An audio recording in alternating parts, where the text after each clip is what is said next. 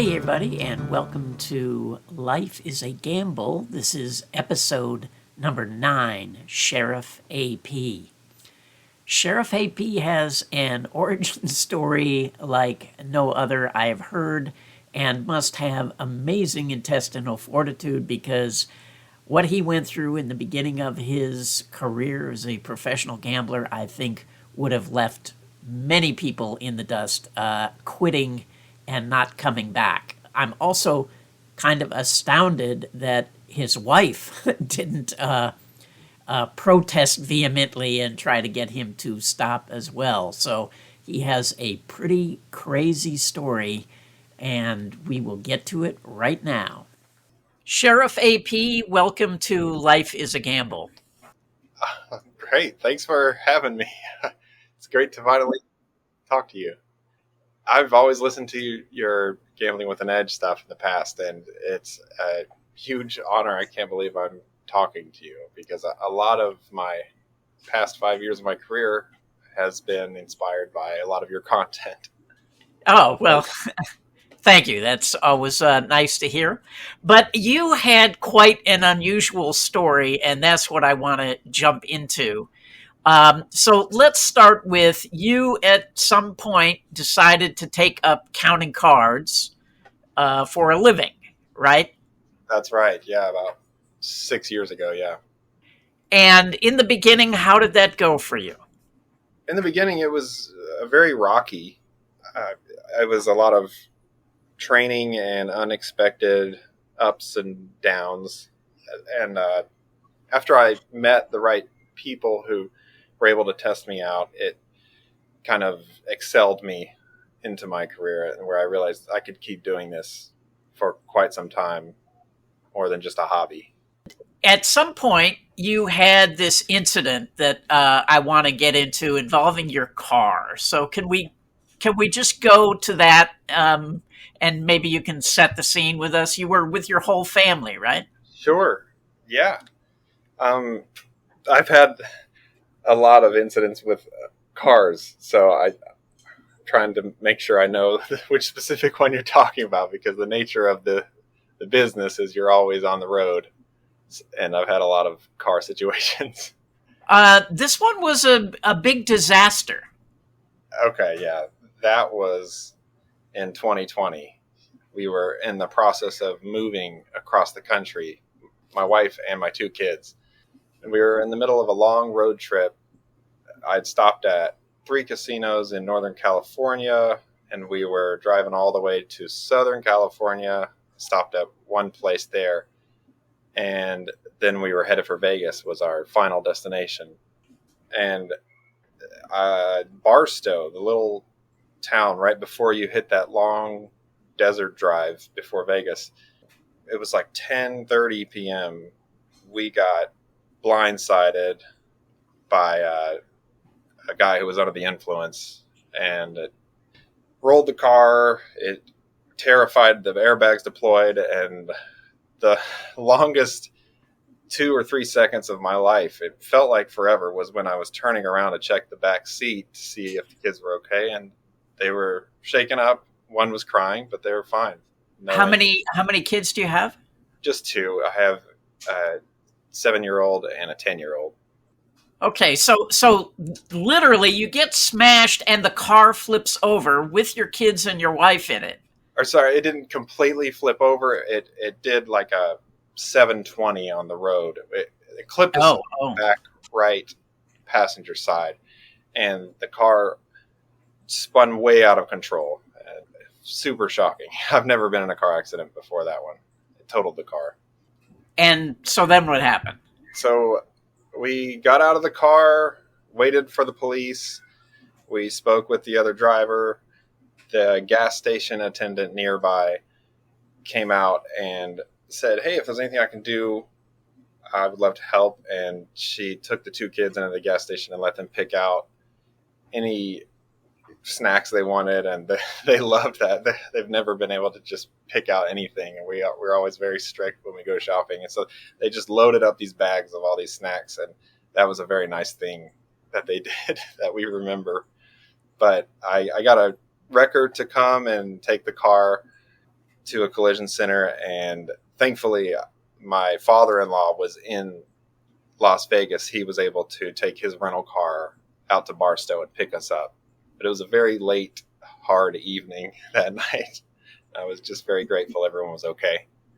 Now, if I'm remembering correctly, weren't you in kind of the middle of a big losing streak at this point? That's correct. Yeah. And it was so devastating that I had to zoom out and look at the big picture of like where my life was going at that point beyond the financial aspect. I was at my lowest, longest losing streak at that How point. many hours had you been losing? It was 150 hours of going down. If you're looking at a line graph, it was still in the downtrend. And it was also around 200 hours of break even, if you know what I mean by break even stretch. Yeah, yeah. So you went down this big slide down, and then for another 200 hours, you just sat there, Yeah, treading water. I couldn't get to a new all-time high. That's right. Yeah, and okay, so now you have this accident, your car gets towed, and your father-in-law comes and picks you guys up. That's right. He picked us up and took us to our hotel that night. And yeah, we didn't know exactly how the trip was going to go after that. We stayed in Vegas an extra 5 days just trying to get a new car and recover some of what was lost. But yeah, that was a very tough time in my life. Well, now maybe I'm remembering this wrong, but wasn't your money in the car? No, some of our bankroll was yes, that's correct, but not the majority. But we did have another incident a week after that where we were robbed. Okay, this is what I'm thinking. This is what I was thinking of. Okay, yeah. So now your car is totaled, and now a week later you get robbed. And now, how did that? Where did that happen? What happened there? It was at the Tuscany in Las Vegas. I had played the night before. I didn't get backed off. It was just a short session. I was mostly just cashing out my free play chips and doing a short session. And then we went out to eat that night at Fremont Street. And we came back to our room and everything had been completely ransacked. And my wife's stuff was all over the bedding. And I realized that my backpack was gone. And it had $12,000 in it. It had 2 laptops, a bunch of hard drives, and it was just disappeared. And was that the majority of your bankroll at that point? It was a big portion. It was about 25% of the bankroll. So I'm sure the police were called, right? We filed a police report. It was around 4:30 a.m. by the time we finished everything. But yeah, I talked to the detectives the next day, and we got to work on trying to track the bag and the whereabouts of everything. There were credit cards in the bag, and they were getting pinged at the Miracle Mile shops down the road. And yeah, we actually did have the identity of the individuals, but the cops didn't want to pursue going straight to their addresses because they needed more proof. And so, yeah, it was a long process. And even today, we're still kind of pursuing this case. It's been 2.5 years, almost 3 years, but this is crazy. So the police knew who did it, but wouldn't go. Right. Because it was 2020 that all of their detectives were out on leave, except for a few. And they were so overtaken with a lot of homicide and other bigger cases that grand larceny was not even on their priority list at the time. And now the individuals have moved. They did eventually go to their addresses and try to get a hold of them, but the people, the thieves, have moved from their address. And you're still trying to get the stuff back, get the money back, or I mean, by now I'm sure the money's gone, but. Right. By now we're trying to get damages for the the hotel. I didn't even mention the way that the thieves got into our room is the hotel casino let them into the room. They checked them in as if we had checked out or something, and they forgot. So it was negligence on the casino's part. Oh, wow. So you're suing them. Yes. That's Oh, right. yeah. Well, no wonder it's taking years because those lawsuits take forever. Right. But okay, so now your car's been totaled. You've been on this 350-hour losing streak. Right. Now your money gets stolen. And how did you decide to keep going? Yeah. I felt like I didn't have any choice at that point because I was thousands of hours into my career. I knew that blackjack works, and I knew that there were still some good double deck games that I was attacking and I was being able to play. So I didn't give up. I was extremely persistent, and I played for hundreds of hours more and finally broke through an all-time high, if you want to hear the end of the story. But at that low point in my life, I had so many things happen, a sequence of events that were so bad that I just felt like if I make it out of this, I'll be able to make it through anything. Yeah, I agree. But did we miss any of the low points, or was there something else piled on? There was That? something else. About 2 weeks after the robbery, I think I've told this story once on Stephen Bridges' video. It's one of his bonus videos. I was assaulted by a cop, an off-duty cop, at a Northern California casino. And everybody's like, why didn't you pursue that case? That was an obvious lawsuit on your hands. Wait, But what? So what did the cop do? What happened? I went into play for about an hour at a double deck game, and it was on a Saturday night. It was very busy. And I get approached by a guy in a suit who calls me by the wrong name. He says, we know what you're doing, and you can't be here. You're going to be arrested. He said, I've been caught for counting cards before. I shouldn't be there, and I'm going to be arrested. That's the first thing he tells me. And before I could even push my chips in, I'm still surrounded by guys. I just grabbed my $700 in chips or whatever it was, put it in my pocket, and start walking for the exit. And they all follow me through this crowd of people. There was a raffle going on, and so there's a big crowd in the aisle. I just remember all of the security seemed to be focused on me, and I was like, this is really weird. I'm just leaving. And while I walk out of the casino, they block me from exiting the valet. More security guards with earpieces, and they're just like forming this wall and kind of shuffling me off to the side of the valet. And I'm just like, I just want to leave. I want to get to my wife. My wife is in the car. And I realize that there's a police officer right there, and he also has an earpiece, just like all the security guards. And I didn't realize at the time, but he was an off-duty cop working security. And he just immediately became physical when I thought he was going to be kind of on my side and help me get out of this situation.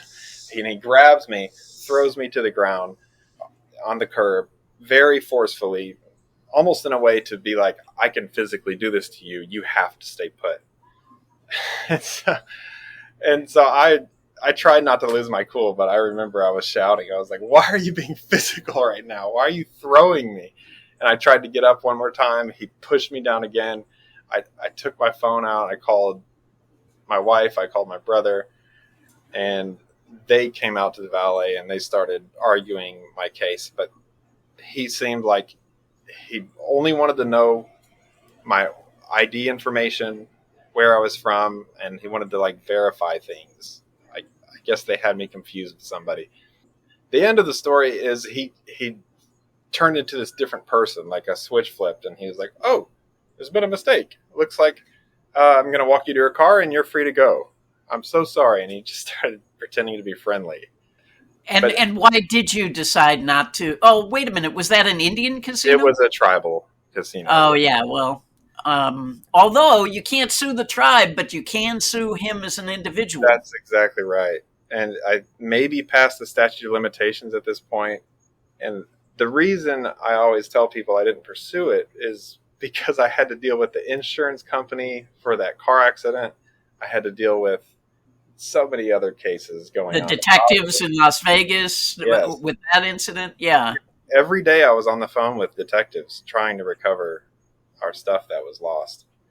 And it's just too much. But it really has, it's given me resilience for how to deal with traveling issues that may occur when you're traveling and also criminal activity. Yeah, and okay, but what was your wife saying at this point? Like, time to go get a job? I mean, Yeah. yeah. We really should ask her. I can't speak completely for her, but Well, she must have, voiced some opinion about what was going on in your life. I mean, both of you, your whole lives were turned upside down. 100%. She was wanting me to consider switching career paths, going back to working at Amazon or being an accountant or eBay like I used to do. We actually did start up an eBay account in 2020 and try to start selling again. But yeah, it was right around that time I expanded my network at the end of 2020, and I I shot through a new all-time high and just kept going, kept pushing through, and it's still my our number one source of income as of 2023. And how much are you playing now? Not as much. I was doing about 1,000 hours a year. Now I'm down to about 300 or 400 hours a year for the past 2 years. I've been learning other things too. So I want to get to one other story, which has kind of been in the news a lot lately, which is about your incident in Colorado. Okay. Yeah. Yeah, that one caught a lot of traction online because of the video that shows how ignorant a gaming commission agent can be, and also police can be about the law. They just don't even know what the law is when it comes. So yeah, fill us in. What happened? Okay, you can see the video on Stephen Bridges' YouTube. I'll put a link in it in the show notes. I'll put a link to the video. Okay, I was playing in Black Hawk, Colorado, at a casino because I was in the middle of a layover on my flight that goes through Denver. I just rented a car and went to do about a 5 or 6 hour session, and I lost about $4,000. Happens all the time as a blackjack player. And then as I go to leave, I'm stopped by a guy in a suit who wants to see my ID, and I showed him my ID for a quick second. I didn't give it to him, and I put it back in my wallet, and he asks, I need to take your ID with me to check something. And I've been through this before. I knew I had a flight to catch. I didn't want to even get started with handing him my ID. I was like, I would just like to cash out and leave. And he immediately says, I'm not going to be able to cash out because I didn't hand over my ID to him. And I haven't even gone to the cage yet. I just stepped away from the table. And so I said, well, then I'll call Gaming Commission. He said, you're welcome to call Gaming Commission. And I started looking for Colorado Gaming Commission on my phone. And I realized this is just going to take too long. I may have to just cash these out later. And so I walked to my car. And I was like, I'm just going to leave.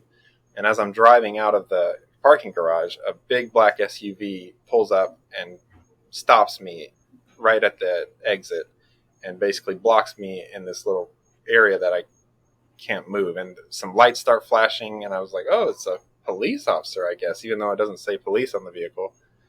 And a guy gets out of the vehicle who has a thing around his neck that says police, but he doesn't have a badge. Very confusing. I don't understand. You can see it in the video. And he walks up to the window, says he's from the Gaming Commission, and demands to see my ID. And he tells me I'm going to have to go back he says I have to stop what I'm doing, give them my ID, and they're going to review the tapes to see if I'm going to leave. And I said, I'm not going to give you my ID. I'm going to wait till the police get here. So I called the cops. And he's like, I've already called the cops myself. And so we call the police, wait on them to finally get there. They arrive, and I told the police, I'm just trying to leave. That's it. I just want to get to the airport because I have a flight to catch. And the officer says, and I'll quote, I can't let you leave. He has more authority than I do, and points at this gaming commission officer who's telling me that I can't leave because I may have been counting cards, which is... Oh, he said that. He said he said they that. have been counting cards. Yeah, as if that's a crime or something. That's when I turned my phone on. I really didn't even want to start recording because sometimes that can escalate aggression with casino employees or people. They don't like to be recorded or whatever. But I had to turn my phone on because this was just insane. I had the shift manager telling me I can't cash out. I had the gaming commission telling me I shouldn't be counting cards. I had the police telling me that they don't have any authority to let me leave. I was just like, am I in Twilight Zone here? What is going on? And one of them, who was it that was saying to you that card counting was illegal in Colorado? That was the gaming commission agent who has since been relieved of his duties, from what I've heard. Oh, what a surprise. I mean, yeah. Maybe it was his first day on the job. Who knows? So what happened? The video I posted that evening or the next evening in a forum because I wanted people to see how insane it was that casino employees... Oh, wait, before you posted the video, how did you get out of the situation? Oh, yeah. They eventually realized they didn't have time to go over the footage, and he just said, you're free to go after about an hour and a half, hour and 45 minutes. And they let me go. Oh, my God. They wouldn't let me cash my chips out, but they said I could go. And I missed my flight. I booked another flight about 6 hours later, and I still have the chips today, and I'm pursuing a lawsuit for damages for that trip. And those lawsuits can take forever, as we all know. So yeah, it's ridiculous how long they take. Even if you have very clear video evidence of everything, it's pretty obvious what the issue was. They didn't know the law. So where are you now? You're still playing. You're yes, but it sounds like a lot less than you were before. I'm also pursuing other projects that I work quite a bit on during the week. That are not gambling involved? Correct, yeah. And so do you see yourself still pursuing card counting, down the road, 5 years from now? You think you'll still be doing it, or? 5 years from now, probably not. But for the next 1 to 2 years, yes. I mean, it kind of depends on how long some of these games last that I'm attacking. Sometimes they'll last a few years, and other times they just kind of dry up. Well, there are always more games, right? It's a big country and a big world, but that's true. It's hard to say. I'll probably be playing 2 to 3 years from now. 5 years, that's a long ways off. Well, I guess it also will depend on how successful the projects that you're working on are. If you start making, twice as much money at something else, then... Correct. Yeah. We'll see. I should also say about the Colorado case, what adds to the ignorance of all of the city employees and the casino employees is Colorado had just recently raised the maximum you can bet at the tables about 8 months before that incident. So it's almost like they had never seen any real action or real issues with a blackjack player who knows the law or the basics of the law, at least. And so I think that's really, it was just a perfect recipe for their ignorance to be outed on that evening. Yeah. What happened there.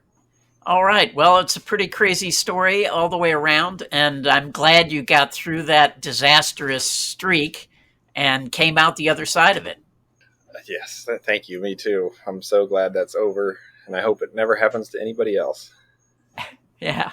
All right. Well, I really want to thank you for doing this, and I will include a link to to the crazy officer in Colorado in the show notes for everybody who wants to go see it. And thank you again. Sounds great. Yeah, thanks for having me. Well, there you have it. That is all for this episode, and hope you enjoyed it. If you did, tell a friend, rate it, write a review if you want. That would be great. I'm always interested to hear from you, so you can reach me at lifeisagamblepod@gmail.com, or you can find me on Twitter at RWM21. So until next time, I'll see you later.